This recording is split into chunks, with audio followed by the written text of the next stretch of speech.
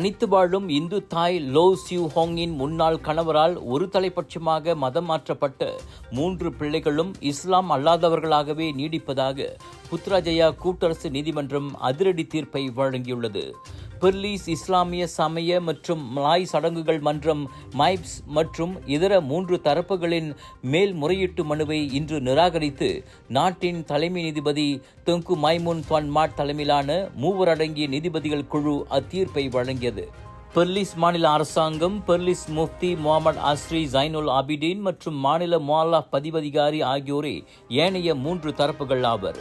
அம்3 பிள்ளைகளின் தந்தையான நாகேஸ்வரன் 2020ஆம் ஆண்டு ஒரு தலைப்பட்சமாக அம்மூவரையும் இஸ்லாத்துக்கு மதம் மாற்றியது செல்லும் என அறிவிக்க கோரி மேல்முறையீடு செய்யப்பட்டிருந்தது. 15 வயதிலான தனது இரட்டை குழந்தைகள் மற்றும் 12 வயது மகன் ஒரு தலைப்பட்சமாக இஸ்லாத்துக்கு மதம் மாற்றப்பட்டதை ரத்து செய்ய கோரி முன்னதாக லோ செய்திருந்த மனுவை ஜனவரி 10ஆம் தேதி மேல்முறையீட்டு நீதிமன்றம் ஏற்றுக்கொண்டிருந்தது. அத்தீர்ப்பை எதிர்த்து மைப்ஸ் உள்ளிட்ட மேற்கண்ட தரப்புகள் கூட்டரசு நீதிமன்றத்தின் உதவியை நாடிய நிலையில் அவர்களின் கடைசி முயற்சி இன்று தோல்வியில் முடிந்துள்ளது. இதையடுத்து லோ சியூ ஹோங்கின் 3 பிள்ளைகளும் தாய் மதமான இந்து மதத்திலேயே நீடிக்கின்றனர்.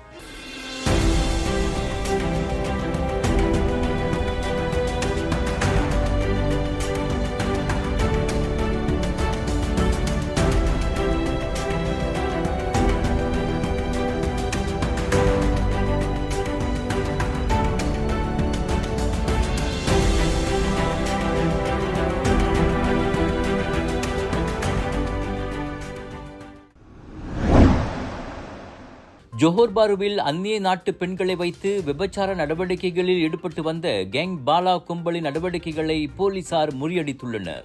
ஏப்ரல் 21ஆம் தேதி முதல் இம்மாதம் 1ஆம் தேதி வரையில் ஜோஹர் பாரு மற்றும் கூலாய் சுற்று வட்டார பகுதிகளில் மேற்கொள்ளப்பட்ட வெவ்வேறு சோதனை நடவடிக்கைகளின் வாயிலாக 13 அந்நிய நாட்டு பெண்கள் காப்பாற்றப்பட்டதை தொடர்ந்து அக்கும்பலின் நடவடிக்கைகள் வெளிச்சத்துக்கு வந்தன.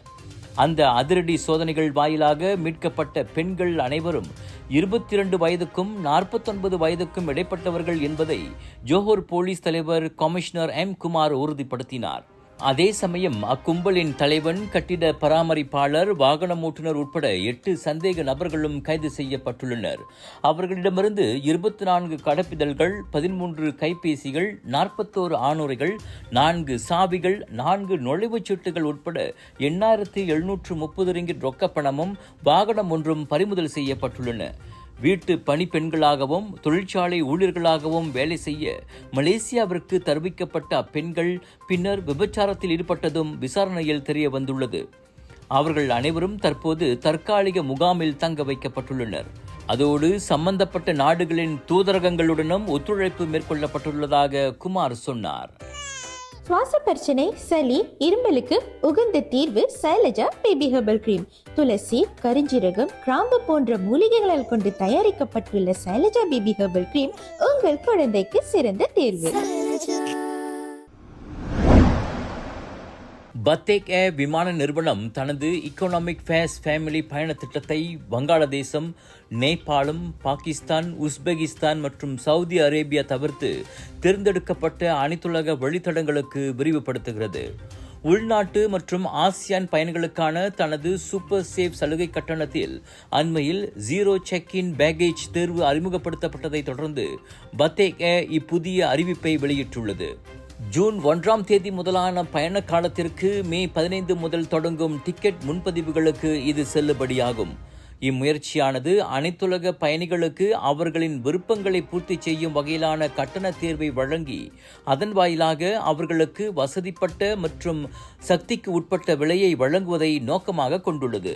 இக்கட்டண மறுசீரமைப்பு இக்கனாமிக் ஃபிளெக்ஸிஃபே கட்டணத்தில் டிக்கெட்டை வாங்கும் பயணிகளுக்கு கூடுதல் நன்மையை கொடுக்கிறது. அதாவது கட்டண வித்தியாசத்துடன் இலவசமாக கட்டுப்பாடில்லா தேதி மாற்றத்தை மேற்கொள்ளும் வாய்ப்பை அவர்கள் பெறுவர். பத்தேக் ஏரின் இந்த புதிய இக்கனாமிக் ஃபேஸ் ஃபேமிலி பேக்கேஜ் தனது பயணிகளுக்கு ஒட்டுமொத்த பயண அனுபவத்தை மேம்படுத்தும் அவ்விமான நிறுவனத்தின் அடிப்படை நோக்கத்துடன் ஒத்துப்போவதாக பத்தேக் ஏர் தலைமை செயல் அதிகாரி டத்தோ சந்திரன் ராமமூர்த்தி தெரிவித்தார். வாடிக்கையாளர்களுடன் தொடர்ந்து தொடர்பில் இருப்பதன் வாயிலாகவும் சந்தை வளர்ச்சிக்கு ஏற்ப தன்னை மேம்படுத்திக் கொள்வதன் மூலமும் வாடிக்கையாளர்களுக்கு தன்னிகரற்ற சேவையை வழங்கும் கடப்பாட்டை பத்தேக் ஏர் உறுதி செய்வதாக அவர் சொன்னார். பத்தேக் ஏரின் கட்டண மறுசீரமைப்பு குறித்து மேல் தகவல்களுக்கு www.bathekair.com அகப்பக்கத்தை வலம் வரலாம். இரண்டாம் முறையாக நடைபெறுகிறது பேசிஸ் பே நிறுவனத்தின் சரஸ்வதி இங்கிலீஷ் சேலஞ்ச். சரஸ்வதி ஆங்கில சவால் போட்டி மாணவர்களின் ஆங்கில மொழி திறனை வெளிக்கொணரும் இதன் இறுதிச் சுற்றை காண விருப்பமா? எதிர்வரும் மே 26 மாலை 7 மணிக்கு யூடியூப் நேரலை வழி காண தவறாதீர்கள்.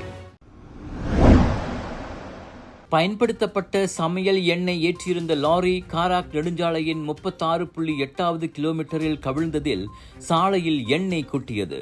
நேற்று பிற்பகல் 2 மணிக்கு நிகழ்ந்த அச்சம்பவத்தில் குவாந்தானிலிருந்து கிள்ளான் துறைமுகம் நோக்கி சென்று கொண்டிருந்த வோல்வோ ரக லாரி கடும் மழையில் கட்டுப்பாட்டை இழந்து சாலை தடுப்பில் மோதியது. இதனால் சாலையில் எண்ணெய் கொட்டிய வேளை 50 வயது லாரி ஓட்டுநர் சாலையோரத்தில் விழுந்தார். அச்சம்பவம் குறித்து நேற்றிரவு 9 மணி வாக்கில் தகவல் கிடைத்ததாக கூறிய கோம்பாக் மாவட்ட போலீஸ் தலைவர் assistant commissioner Noor Arifin Mohamad Nasir, lorry ஓட்டுநருக்கு காயம் ஏதும் ஏற்படவில்லை என்றார். அச்சம்பவம் 1987 சாலை போக்குவரத்து சட்டத்தின் கீழ் விசாரிக்கப்படுகிறது. அச்சம்பவம் குறித்து தகவல் தெரிந்தோர் போலீஸை தொடர்பு கொண்டு உதவிடுமாறும் அவர் கேட்டுக்கொண்டார். இந்தியாவுக்கான 1 மாதம் 1 வருடம் மற்றும் 5 வருடத்திற்கான விசா வேண்டுமா? இதனை எளிதான மற்றும் விரைவான சேவையில் பெற உடனே அணுகுங்கள் Zeenat travel and tours. Ampang Taman Kosas அருகே சுக் எனப்படும் சுங்கை பசி உலுக்லாங் நெடுஞ்சாலையை கடக்கும் போது நூல்பட்டு தாடையில் காயமடைந்ததாக கூறிய மோட்டார் சைக்கிள் ஓட்டி போலீஸை தொடர்பு கொள்ளுமாறு கேட்டுக் கொள்ளப்படுகின்றார். அச்சம்பவம் குறித்து இதுவரை எக்ஸ் தளத்தில் தான் பதிவு செய்யப்பட்டுள்ளது. போலீசுக்கு புகார் ஏதும் கிடைக்கவில்லை என அம்பாங் ஜெயா மாவட்ட போலீஸ் தலைவர் அசிஸ்டன்ட் கமிஷனர் முகமது அசாம் இஸ்மாயில் கூறினார். எனவே பாதிக்கப்பட்ட நபரும் சம்பவத்தை நேரில் கண்ட சாட்சிகளும் அருகிலுள்ள போலீஸ் நிலையங்களை தொடர்பு கொண்டு விசாரணைக்கு உதவிட வேண்டும் என அவர் கேட்டுக்கொண்டார். இதற்கிடையில் தொடக்க கட்ட விசாரணைக்காக அந்நெடுஞ்சாலை பராமரிப்பு நிறுவனத்தை போலீஸ் சந்திக்கவிருக்கிறது. விசாரணை முடியும் வரை அச்சம்பவம் குறித்து தேவையற்ற யூகங்களை கிளப்ப வேண்டாம் என பொதுமக்களுக்கு அறிவுறுத்தப்பட்டுள்ளது. முன்னதாக எக்ஸ் தளத்தில் அது குறித்து பதிவேற்றியிருந்த நபர் திங்கட்கிழமை மாலை 6:30 மணி அளவில் அச்சம்பவம் நடந்ததாக குறிப்பிட்டார். அதில் சுப் நெடுஞ்சாலையில் கீழ்மட்டமாக தொங்கிய நூல் பட்டு தனது தாடைப்பகுதி கிழிந்ததாக அவர் தெரிவித்திருந்தது குறிப்பிடத்தக்கது.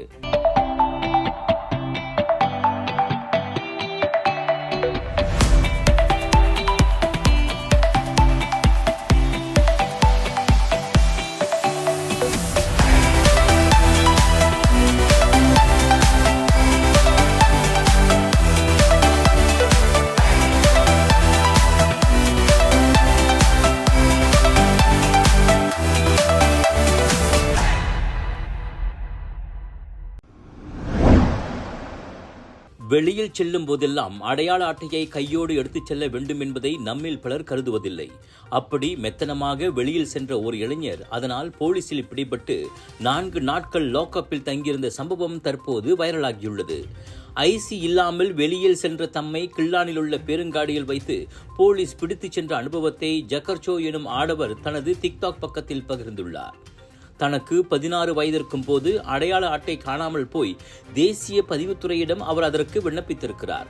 முழு ஐசி கிடைக்கும் வரை வழங்கப்பட்ட தற்காலிக ஐசியை ஒரு நாள் வீட்டில் வைத்துவிட்டு அவர் வெளியே சென்று விட்டார். அன்றைய தினம் பார்த்து அவர் சென்ற பேருங்காடியில் வெளிநாட்டவர்கள் உள்ளிட்டவர்களை போலீஸ் கைது செய்திருக்கிறது. ஜொக்கெர்சோவும் போலீஸ் கண்ணில் பட பரிசோதனையில் அடையாள அட்டை இல்லாததால் அவரும் கும்பலோடு கும்பலாக பிடித்துச் செல்லப்பட்டார். 4 நாட்கள் போலீஸ் லாக்கப்பில் இரவை கழித்தவருக்கு பின்னர் நீதிமன்றம் ஒரு நாள் சிறை தண்டனை விதித்தது. வீடு திரும்பிய கையோடு திருஷ்டி கழிக்கும் விதமாக லாக்கப்பில் அணிந்திருந்த உடைகளை வீசியதோடு எலுமிச்சை நீரில் குளித்து இறைவனை தொழுததாக ஜொக்கெர்சோ தனது அனுபவங்களை பகிர்ந்து கொண்டார். அச்சம்பவத்திற்கு பிறகு மறந்தும் வீட்டில் ஐசியை விட்டுச் செல்வதில்லை என சிரித்துக் கொண்டே கூறிய அவர் தனது அனுபவத்தை மற்றவர்களும் ஒரு பாடமாக எடுத்துக்கொள்ள வேண்டும் என கேட்டுக்கொண்டார். ஜொக்கெர்சோவின் வீடியோ வைரலாகி இதுவரை 7 லட்சத்திற்கும் மேற்பட்ட வியூஸ்களை பெற்றுள்ளதோடு நெட்டிசன்களின் பலவிதமான கருத்துக்களையும் குவித்து வருகிறது. அடையாள ஆவணங்களை காட்ட தவறுவோரை கைது ஆணை இல்லாமலேயே கைது செய்ய போலீசுக்கு அதிகாரம் உண்டு என்பது குறிப்பிடத்தக்கது.